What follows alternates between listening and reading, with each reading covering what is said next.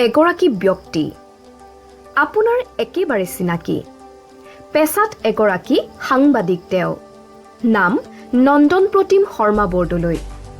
স্পষ্টবাদী সাংবাদিকগৰাকীৰ বহুকেইটা গুৰুত্বপূৰ্ণ টক শ্ব' আপুনি দেখিছে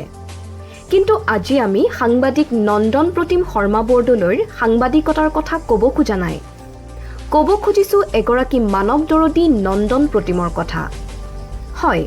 আপুনি মই বৰ বিশেষ গুৰুত্ব নিদিয়া জীৱ-জন্তুক তেখেতে দিছে এক নতুন জীৱন প্ৰায় 2 বছৰৰ আগতে আৰম্ভ কৰা পশু চিকিৎসালয়খনৰ কথা কি ক'ব খুজিছোঁ এগৰাকী সাংবাদিক হিচাপে সমাজ সেৱা কৰাৰ লগতে পথৰ দাঁতিত অনাহাৰে ঘূৰি ফুৰা কুকুৰ মেকুৰী গৰু খুৰাকে ধৰি আন জীৱ-জন্তুক তেওঁ আশ্ৰয় দিছে অকল আশ্ৰয় দিয়াই নহয় জীৱকুলৰ বাবে আৰম্ভ কৰিছে ইনপেশেণ্ট নামেৰে এখন পশু চিকিৎসালয় গুৱাহাটীৰ খানাপাৰাস্থিত এই পশু চিকিৎসালয়খনত শতাধিক পশুৱে আশ্ৰয় পোৱাৰ লগতে কৰ্মসংস্থাপন পাইছে বহুকেইজন কৰ্মমুখী যুৱক-যুৱতীয়ে এগৰাকী প্ৰকৃতিপ্ৰেমী সাংবাদিকৰ এই মহান প্ৰচেষ্টাক ৰূপান্তৰ প্ৰজন্মৰ প্ৰতিধ্বনিয়ে জনাইছে চেলিউট